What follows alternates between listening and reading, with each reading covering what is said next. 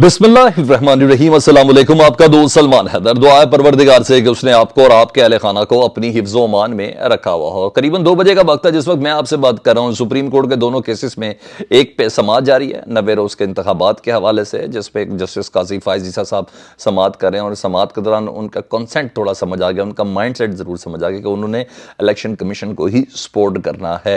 यानी इस पर कोई मुझे सख्त किस्म के अहकाम आते हुए नज़र नहीं आए। ज़ुबैरी साहब से जितनी भी उनकी मुकालमा हुआ तो उन्होंने बाकायदा तौर पर ज़ुबैरी साहब को कहा कि आप बताएं 2017 की मरदमशुमारी पे करवाना चाहते हैं, कौन सी मरदमशुमारी पे करवाना चाहते हैं।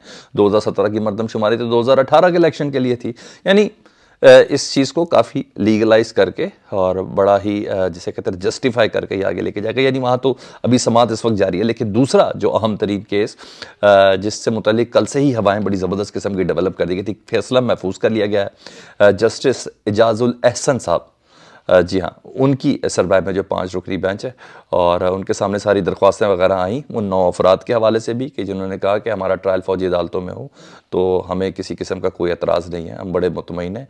तो उन्होंने कहा ये तमाम की तमाम चीज़ें इन फैसले के अंदर हो गया और आज ही हम कोई शॉर्ट ऑर्डर जारी कर देंगे। समाअत मुकम्मल हो चुकी है और ये 5 रुकनी जो बेंच है फ़ौजी अदालतों में सिविलियंस के ट्रायल के हवाले से, जिससे मुतल्लिक आज अटॉर्नी जनरल ने ख़ुद भी बोल दिया कि जिनके ट्रायल का आगाज़ हो चुका है, अदालत के पिछले हुक्म पर अमल दरामद क्यों नहीं हुआ, इनकी श्योरिटी दी गई थी, गारंटी दी गई थी, उस पर क्यों नहीं होने का, ये तमाम को सामने शामिल करके ना आज हम इसका एक शॉर्ट ऑर्डर ज़रूर जारी कर देंगे। तो ये तो अभी जो फैसले आने उसके हवाले से है। लेकिन आज कुछ हुआ है साइफर केस में इमरान खान साहब और शाह महमूद कुरैशी साहब के ऊपर बिलाखिर लॉन्ग अवेटेड, जी हाँ, फ़र्द जुर्मायत कर दी गई है और मुकम्मल ग्राउंड बनाकर ये फ़र्द जुर्मायत की गई, जिस पे सबसे पहले इस्लामाबाद हाई कोर्ट ने जितनी कदगने और पाकिस्तान तहरीक इंसाफ की जो दरख्वास्तें थी उन तमाम को के ख़िलाफ़ फ़ैसला दिया, उन तमाम कदगनों को दूर किया कि साइफर केस जेल में होना चाहिए नहीं होना चाहिए, साइफर केस बनता है नहीं बनता है, इस पर भी ये फैसले महफूज करके उन्होंने आज से पहले पहले तमाम के फ़ैसले सुना दिए। इस जज साहब की अहलियत के ऊपर वो भी फ़ैसला उन्होंने सुना दिया, सारे एतराज़ात ख़त्म कर दिए। और टाइमिंग देखें, नवाज़ शरीफ साहब जिस वक्त मैं आपसे बात कर रहा हूँ वो मरी पहुँच गए, लेकिन नवाज़ शरीफ साहब के आने के 2 दिन बाद ये सारे काम हो रहे हैं जी।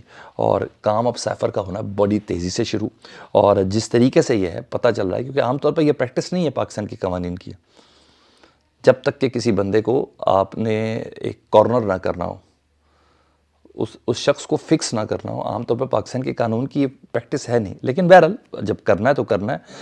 अमूमन अदालती मामलात में इतनी तेज़ी नहीं होती, और जब तेज़ी नहीं होती तो गवाहों के बुलाने का टाइम दिया जाता है, 15 दिन दिए जाते हैं, 20 दिन जाते हैं कि जब गवाह इस दौरान पेश होंगे। मगर यहाँ ऐसा नहीं है, ये तमाम का तमाम हिदायत है कि रिकॉर्ड मुद्दत में ये काम मुकम्मल होना है और खुल्लम खुल्ला होना है। मैसेज जा रहे हैं, पैगाम दिए जा रहे हैं बाकायदा तौर पर। 27 अक्टूबर को गवाहान को बारी बारी तलब किया जाएगा, यानी आज है 23 तारीख और ठीक 3 दिन बाद यानी 27 अक्टूबर को गवाहान को बारी बारी बुलाया जाएगा और जिनसे सवालात होंगे उन पर बहस होगी। बहस होने के बाद 27 अक्टूबर से 27 गवाह, ये टोटल 27 है, इन तमाम के बयान कलमबंद करने के बाद फैसला महफूज होगा। और जो मेरे पास एक्सपेक्टेड है मिड ऑफ नवंबर, जी हाँ, साइफर में 10 साल से ऊपर की कोई सज़ा देंगे, कोई 10 साल से नीचे की सज़ा तो उसमें ज़मानत हो जाती है, तो ये देंगे ताकि फिर इस्लामाबाद हाई कोर्ट, फिर सुप्रीम कोर्ट, बाद में खैर वो दूसरे रास्ते हैं। तो यहाँ हिदायत दी गई है। तो सबसे पहले ये चीज़ है कि मरकज़ी गवाहों को तीनों को बुलाया गया जी 27 तारीख को, जिसमें इमरान खान साहब के प्रिंसिपल सेक्रेटरी आज़म खान साहब, उनको बुलाया गया जी। असद मजीद जो उस वक्त सफ़ीर थे अमेरिका में, जिनसे डोनाल्ड डू ने सारी गुफ्तगू की थी, और जो अब सेक्रेटरी हैं ख़जाना खारजा, और फ़ॉरेन सेक्रेटरी हैं जी सुहेल महमूद, जी हाँ, उनको 27 अक्टूबर को बुलाया गया है। तो अब इसकी स्पीड से ये सारा काम होना है, क्योंकि उधर चीज़ें अब आ गए मियाँ साहब, तो अब चीज़ों को उस तरीके से स्मूथ वे में लेके चलना है। उनके लिए एक पूरा कंफर्ट, एक सेज और एक स्टेज, दोनों चीज़ें बनानी है। तो बहरहाल पाकिस्तान तहरीक इंसाफ ने फ़र्द जुर्म को जो आज हुई है उसको बाकायदा इस्लामाबाद हाई कोर्ट में चैलेंज करने का फ़ैसला कर लिया। आज ही दरख्वास्त इनकी जारी सबमिट हो जानी है। ज़ाहिर बात है इस पर जब ये दरख्वास्त दे दी गई है इस्लामाबाद हाई कोर्ट में, तो अब 27 अक्टूबर को वो जो गवाहान की पेशी है वो तब तक रुक जाएगी जब तक इस पर फैसला नहीं देंगे। तो ये 27 अक्टूबर से पहले ही इस्लामाबाद हाई कोर्ट ने इस पर फैसला देगी उनकी इस दरख्वास्त पर। और मुझे पता है और आपको भी पता है वो क्या फ़ैसला देंगी इस फ़र्द जुर्म आयद होने के ऊपर। लीजिए ये हो गया जी। और दूसरा जज की तैनाती ये सैफर केस में, और जो महफूज फैसला था वो, और जेल में ट्रायल होना चाहिए नहीं चाहिए, ये भी महफूज फैसला इस्लामाबाद हाई कोर्ट ने सुनाया था। तो अभी इंट्रा कोर्ट अपील की गुंजाइश थी। तो पाकिस्तान तहरीक इंसाफ ने इन दोनों केसेस में, यानी जज साहब अबुल हसन जुल्कुनैन साहब की जो क्वालिफिकेशन है इस केस के हवाले से उस पर, और जेल में ट्रायल ये होना चाहिए नहीं होना चाहिए, इसके ऊपर इंट्रा कोर्ट अपील दायर कर दी। यानी इंट्रा कोर्ट अपील 2 रुकनी बेंच करता है। तो अब ये 2 रुकनी बेंच फैसला करेगा कि, और अल्लाह करे उसमें जस्टिस आमिर फारूक साहब ना हो, कोई दूसरे जज हों, क्योंकि आप देखें सारे केसेस जस्टिस आमिर फारूक साहब खुद ही देखते हैं। तो ये भी ज़बरदस्त चीज़ है। बाकी rest of the Islamabad high court उतनी एक्टिव नहीं है जो होनी चाहिए। बहरहाल ये चीज़ें टाइमिंग बड़ा मैटर करती हैं तमाम चीज़ों पे। हाँ, बड़ा ज़बरदस्त ये ज़रूर हुआ है कि इंटरेस्टिंग मुकालमा हुआ इमरान खान साहब का सैफर के जज अबुल हसन जुल्कुनैन साहब के साथ। तो उन्होंने कहा जज साहब आपको मुबारक हो, सुना है मंडेला वापस आ गए हैं। यानी वो मियाँ मोहम्मद नवाज़ शरीफ साहब को, ज़ाहिर बात वो जब थे तब भी वो कहते थे वो मंडेला हैं।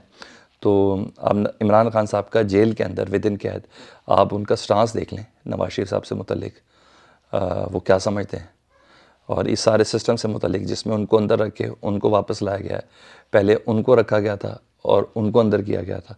तो वो इमरान खान साहब क्या समझते हैं। तो उन्होंने बाकायदा ये एक मुकालमा हुआ उनका। बाकी फिर अबुल हसन जुल्कुनैन साहब भी कहते रहे कि स्विमिंग पूल के लिए बहुत ज़्यादा जगह होगी, अब आप मोटरसाइकिल मांगेंगे तो तब भी सोचा जाएगा। ये तमाम चीज़ें चलती रहीं, लेकिन मुझे इस पॉइंट की समझ आई कि मैंने कहा मैं आपको ये बताऊं कि इमरान खान साहब से अबुल हसन जुल्कुनैन साहब का ये सैफर की फ़र्द जुर्म आयद करते हुए ये मुकालमा हुआ।